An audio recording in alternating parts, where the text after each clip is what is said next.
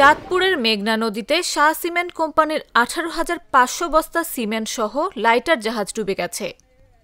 বৃহস্পতিবার সকালে চাঁদপুর সদর উপজেলার দোকান ঘর এলাকায় মেঘনা নদীতে এ ঘটনা ঘটে। নৌ পুলিশ চাঁদপুর অঞ্চলের পুলিশ সুপার সৈয়দ মুশফিকুর রহমান বিষয়টি নিশ্চিত করেছেন।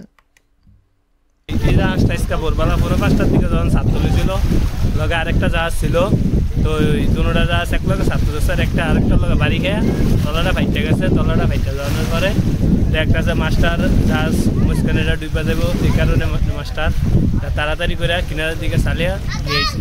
জানা গেছে, সকালে এমভি চাঁদতারা 8 নামক লাইটার জাহাজ নোঙর করা অবস্থায় তীব্র স্রোতের কারণে নোঙর ড্র্যাগিং করে এমভি জামান নামক অপর একটি জাহাজের ওপর পড়ে। এতে এমভি চাঁদতারা 8 জাহাজটির ইঞ্জিন রুমের তলা ফেটে পানি ঢুকতে থাকলে কর্তব্যরত মাস্টার জাহাজটিকে নদীর কিনারে নিয়ে যান। এক পর্যায়ে 18,500 বস্তা সিমেন্ট সহ জাহাজটি পুরোপুরি ডুবে যায়। এতে কোনো হতাহতের ঘটনা ঘটেনি এবং সকল নাবিক নিরাপদে রয়েছেন।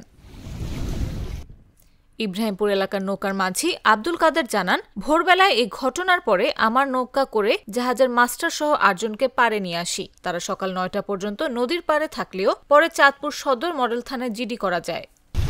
নামাজ পড়ে লাইন আমার টলাটা লইছি, লওয়ানোর পরে আমি ওই জায়গায় গেছি, যে আগর সিঁড়ি মিড়ি যা আছে মানুষ সদ্য উদ্ধার করছি। উদ্ধার করে আগরের দিকে থাপিত রাখছি। পরে আবার ওই যে পোস্টঘাট আইসে, পোস্টঘাট আনার পরে এই বিএডি আইসি, বিএডি আনার পরে আমার ডাইকে নিল, ডাইকে নেওয়ানোর পরে এরা বয়া বয়াইলো, বয়া বয়ানোর পরে 2টা রশি আমি আবার উদ্ধার করলাম ওই জায়গার পরে দুর্বল দিয়ে উদ্ধার করে আমার ঘরের পাশে রাখছি। তাহলে পরে আল্লাহ তো এগো কোনো ক্ষয়ক্ষতি হয় না। 8 জন লোক আসলে 8 জন লোকে এরা গেছি। ন্যাচারাল ব্যাকটেরিয়ালাইসিসের সুরক্ষায় ফ্রেশ ও অ্যাক্টিভ সব সময়। এখন ধুলাবালি জীবাণু ঘাম ক্লিন বোল্ড রিমার্ক